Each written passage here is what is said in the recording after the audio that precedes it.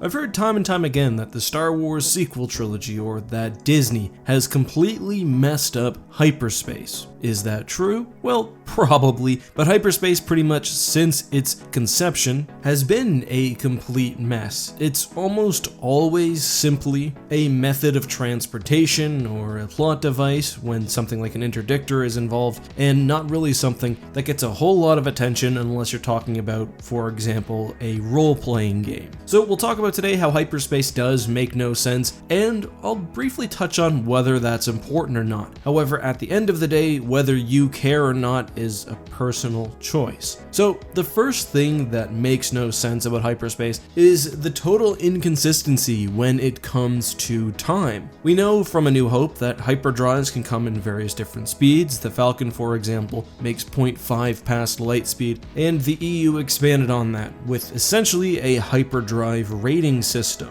When watching the movies, it's really hard to actually discern speed because we don't have time as a reference point. So even if we know how far someone is traveling, we don't know how long it takes them. When you're watching A New Hope, for example, the trip to Alderaan could be 2 weeks or it could be a day. We don't know how long expired between the planet being blown up, the shot of Luke training in the Millennium Falcon, and the eventual arrival. However, in some cases, we do have explicit dates, and as I think Matt Martin and others within the Lucasfilm Story Group have pointed out, that's usually a mistake. Various things are clearly happening within a day. For example, the Death Star moving to Yavin 4, Maul traveling from Coruscant to Tatooine, and I think that does make sense. But then we also get some really crazy travel, and this is both in the new trilogy and in past movies. For example, in Revenge of the Sith, we have Palpatine traveling to Mustafar after sensing Anakin being in danger and getting there very, very quickly. This is despite Mustafar being quite far away from the core, of course. In Rogue One, the Rebel fleet gets from Yavin to Scarif very, very quickly in a matter of hours, and those two planets are very far away, with some of the travel having to occur off main hyperspace lanes, and we'll talk about that later. TFA is one of the most egregious hyperspace travel times, and one that's not really talked about. After Han and Chewie pick up the Falcon being activated above Jakku, they manage to jump their massive ship there, and again, we know Jakku is supposed to be quite isolated, and capture the vessel before it can leave to hyperspace. TLJ gives 18 hours to get to Canto Bight and back, and then we get a similar thing in Episode 9 with Lando and Chewie having to get the fleet together before the Battle of Exegol. So basically, hyperspace is treated as being nearly instantaneous. It moves at the speed of plot, so to speak. I understand why, but I do think it takes away a little bit from world building. But it's not only the new sequel trilogy which has these issues. As someone on Reddit pointed out, and this is an exact quote, with Luke being born 2 days after Empire Day, Obi-Wan would have had to escape Utapau, fly across half the galaxy to Coruscant, search the temple with Yoda, speak to Padme,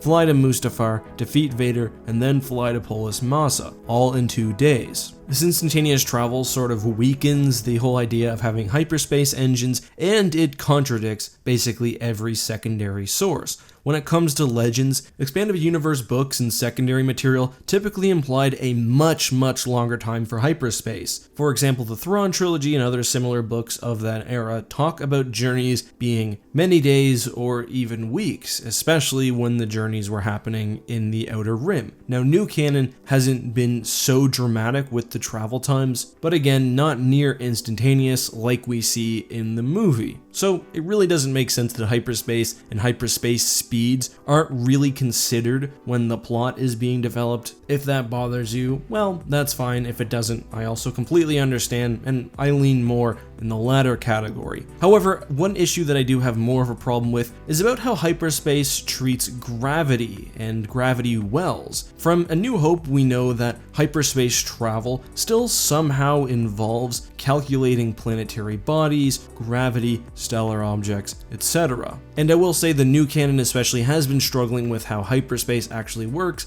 and how it's related to these gravity wells. So basically hyperspace is another dimension, which is almost like a mirror to real space, with everything in real space having a sort of signature in hyperspace. Typically travel is across hyperspace lanes, and this is established in both new and old canon, with the more important lanes being free of hyperspace anomalies. It's easy to calculate where you're going inside these lanes, however otherwise it's almost like off-roading, and there's a real chance of, well, killing yourself. It's also been established within lore that you can't jump to hyperspace if you're near a large planet or stellar mass, which would generate a gravity well. This is how interdictors, for example, stop ships from jumping to hyperspace. They generate this gravity well, preventing the ship from jumping to light speed. However, the problem new canon especially has had, but perhaps old canon as well, I just can't think of any instances right now, is ships jumping from very near a planet or sometimes even within atmosphere itself. This happened in Fallen Order, very notably in Rogue One, where the good guys jump from within Jeddah as it's destroying. We see it in the Clone Wars and Rebels. We see it with hyperspace skipping, which I'll return to. And once you start paying attention to this, you'll really start to notice everywhere. Obviously, this is problematic. You should not be able to make the jump to hyperspace if a large body is preventing you to do so. It's a major plot point. Certain bits of new lore have actually said,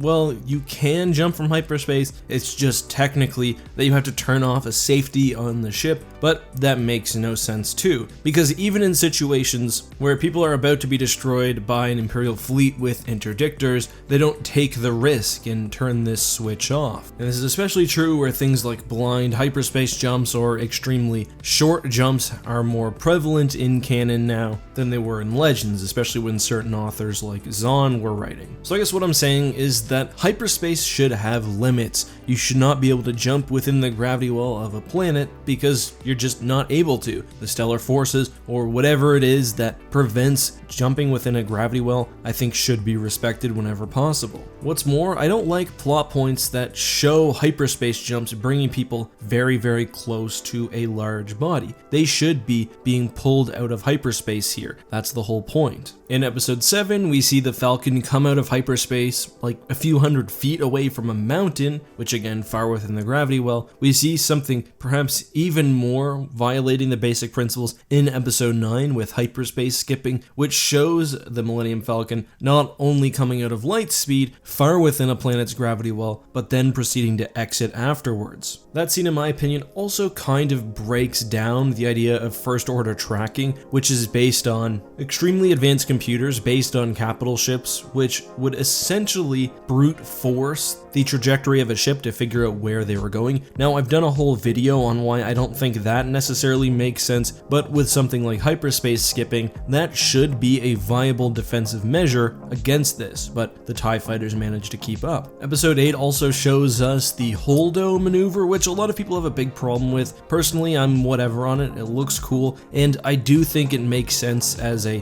1 in a trillion type of thing. Basically, as back as the old EU, there's been a process called pseudo motion where a ship accelerates extremely quickly, or at least appears to, it's kind of unclear, before entering hyperspace. I guess if one vessel rammed into another at the very end of pseudo motion, which would be impossible to calculate, then it would produce this destructive effect. But I mean, we also see the same thing with episode 9 at the end of the movie, after one of the characters say it's a 1 in a million type of thing. So that doesn't make a whole lot of sense, but I just think generally hyperspace has never been really well thought out in Star Wars. I guess that's my argument here. In my opinion, it's never been clear to what degree you can travel outside of known hyperspace lanes, whether inside the galaxy proper, or within the unknown regions or the Outer Rim. It's unclear how sometimes in Legends you can leave the galaxy, but other times you can't. Then of course, I don't think there's ever been a consistent treatment of speed and travel time, how short-range hyperspace jumps work, how gravity wells work, and just generally there's been a lot of inconsistency. Again, whether that bothers you is a personal decision. I'm okay with it, but I would like to see